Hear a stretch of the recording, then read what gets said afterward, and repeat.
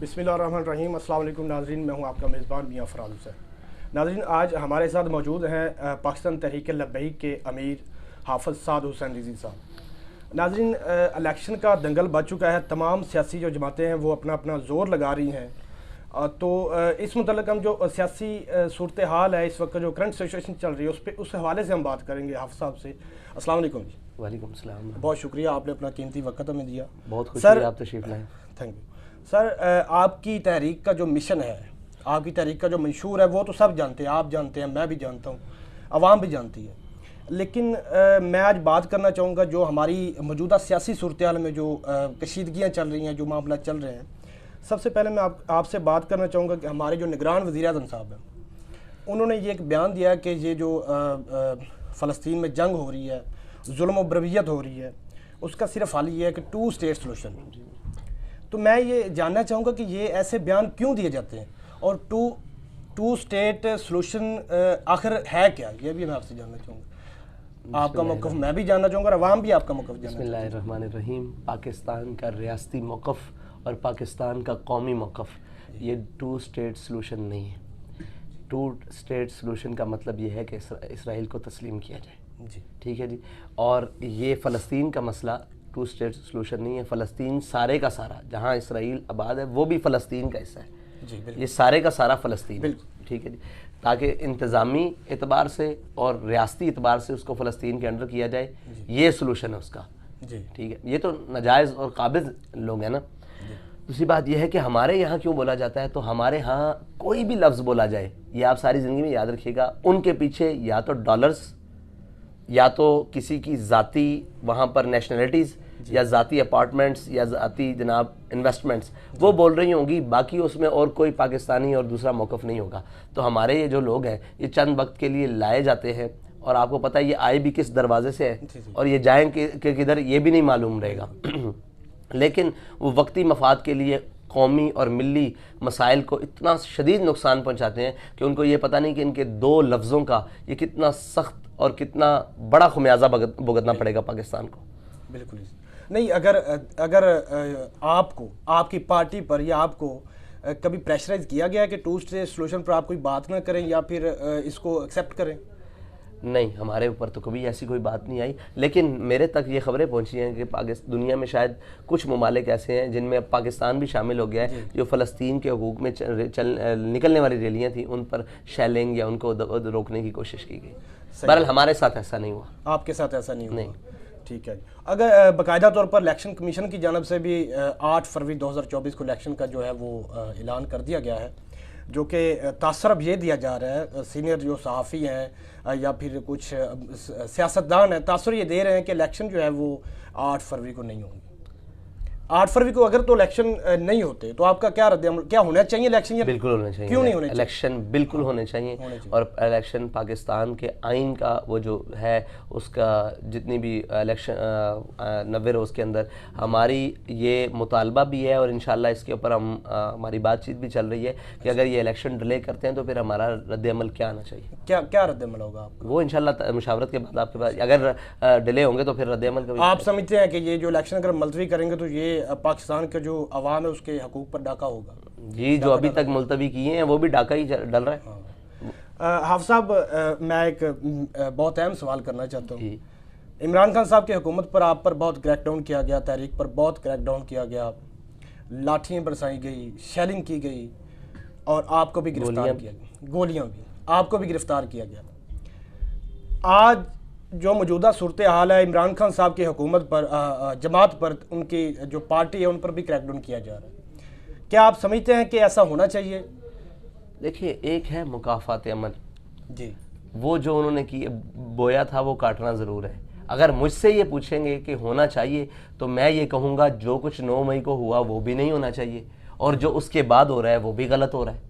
जो 9 मई को हुआ वो शदीद तरीन गलत हुआ और जो अब हो रहा है वो, देखिए, गलती को गलती से नहीं धोया जा सकता जी, गलती को तसहीह से, और गलत गंदी चीज़ को गंदे पानी से धोएंगे वो मज़ीद गंदी हो सकती है, सुथरी नहीं हो सकती। जो पहले हुआ वो गलीज़ तरीन था, जो अब हो रहा है वो भी गलीज़। सही है, मतलब कि आप ये भी चाहते हैं कि पाकिस्तान तहरीक इंसाफ को इलेक्शन में जो वो ग्राउंड लेवल उसी तरह मिलना चाहिए जैसे तमाम सियासी जमातों को मिलना चाहिए। बिल्कुल, पाकिस्तान की हर सियासी जमात जो रजिस्टर्ड है और जो इलेक्शन में हिस्सा लेती है या लेना चाहती है, या पाकिस्तान के हर शहरी को आइन हुकूक देता है। यार मैं क्या चीज़ हूँ? आइन पाकिस्तान के हर शहरी को ये हक देता है कि वो जमात सियासी बना भी सकता है और उसको चला भी सकता है और वोट मांग भी सकता है वो अपने नज़रिए के मुताबिक, पाकिस्तान के आइन के मुताबिक। तो ये तो उनका आइनी हक है, इसमें मेरी राय की ज़रूरत ही नहीं है, ये आइनी हक, आइन देता है उनको हक। बिल्कुल बिल्कुल। आखिरी सवाल है क्योंकि टाइम भी शॉर्ट है, नमाज का टाइम भी होने वाला है, तो मैं पूछना चाहूँगा कि अगर आप इक़्तिदार में आते हैं, सबसे मसले तो पाकिस्तान में बहुत हैं, जो अदम सियासी सूरत हाल है, जो अदम माशी सूरत हाल है, लेकिन सबसे बड़ा मसला जो है वो इस वक्त पाकिस्तान में जो गरीब को 2 वक्त की रोटी से तंग है वो गरीब।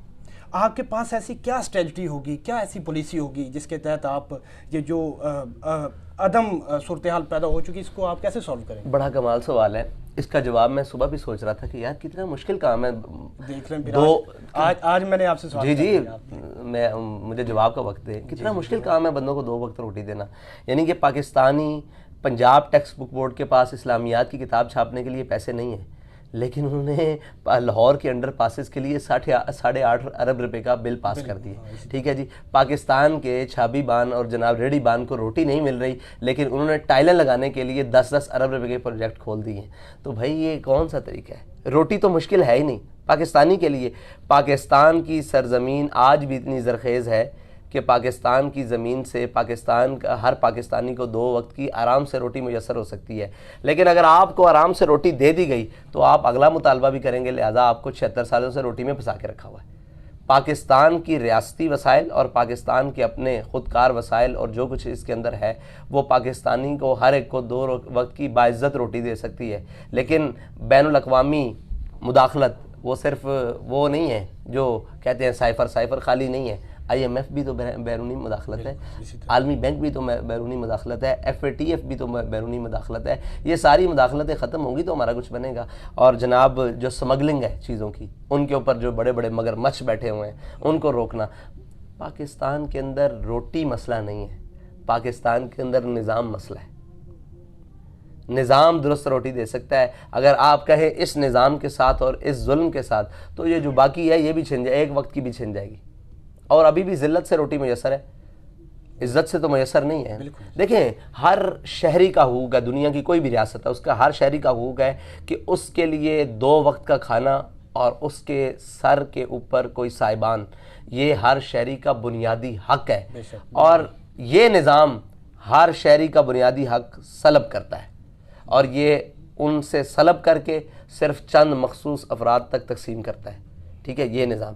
और हम ये चाहते हैं कि इसकी आदिलाना तकसीम हो जी, आदिलाना तकसीम हो। और अगर मुनसिफाना कही जाए तो निस्फ का मतलब है आधी आधी। आधी तो वो ले गए, आधा पाकिस्तान तो वो पहले ले गए, आधा बच गया और उसकी भी जितने वो है क्या नाम है। अब देखें ना, आप कहते हैं कैसे मुयसर है, मुझे ये बताएं कि बिजली की ज़्यादा ज़रूरत वहाँ है जहाँ खपत 2000 मेगावाट है, या वहाँ है जहाँ 400?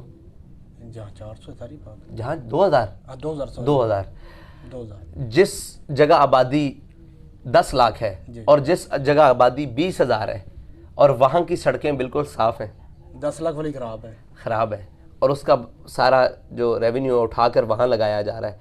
और वहाँ कौन सा सोना आ रहा है? वो तो टैक्स चोर भी है, वो तो जनाब सारा कुछ। और गरीब क्या देता है भाई? गरीब आपके मुल्क की मैशत चलाता है। गरीब आप किसान है, हारी है, मजदूर है, सारा कुछ है। ये अंदरून की गलियां ख़राब हैं, वो जहाँ पर कम लागत से बेहतरीन बन सकते हैं वहाँ अंडर पासेस बनाए जा रहे हैं, वहाँ पुल बनाए जा रहे हैं। और भाई पुलों की ज़रूरत है, जब है आप ज़रूर बनाओ, लेकिन जो गरीब की गलियाँ हैं, गरीब के रोड हैं, गरीब ये हमारी गलियाँ हैं जो इनका पुरसाने हाल कौन है, जहाँ से रोज़ाना की गुजरगाह जो है वो गरीबों की और जो मुतासर होती है। तो भाई ऐसे ही है, पैसे भी इकट्ठे किए जाते हैं, वो अशराफिया के सुपुर्द किए जाते हैं, वो चीनी का सट्टा हो, वो यूरिया का जनाब स्मगलिंग हो। आपको इस वक्त पता है पाकिस्तान के अंदर जो है किसान यूरिया के पीछे कैसे जलील हो रहे हैं? इस वक्त शदीद तरीन बहरान है यूरिया का, बहुत मुश्किल और मुश्किल हालात। एक तो यूरिया गरीब की पहुंच से दूर है, अब पहुंच से दूर होना कुछ आप मिल ही नहीं रहा, आप पैसे लेके वो उधार कई मुश्किल से उठाकर किसी से दोगुना पैसे देने के लिए भी तैयार, लेकिन मिल नहीं रहा। तो इसके जिम्मेदार कौन है? इसकी ज़िम्मेदार गरीब आवाम तो नहीं है, इसकी ज़िम्मेदार अशराफिया है और हुकूमत है, और हुकूमती ज़िम्मेदार है। बिल्कुल।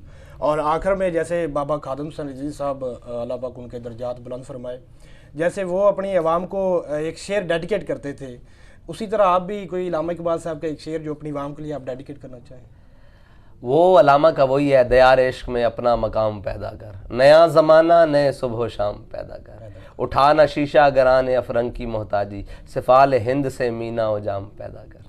बहुत शुक्रिया साहब साहब, आपने अपना कीमती वक्त हमें दिया। आपसे आपने तफसीलन गुफ्तगू सुनी। उनका यही कहना है कि जो इस वक्त सियासी कशीदगी है या फिर इलेक्शन की जो बात है, इलेक्शन भी होने चाहिए, और इमरान खान साहब या फिर कोई भी सियासी जमात है, ये उनका जमहूरी हक है कि उनको इलेक्शन में लेवल प्लेइंग फील्ड मिलनी चाहिए। इसी के साथ इजाज़त दीजिए अपनी मेज़बान को। अल्लाह हाफिज़।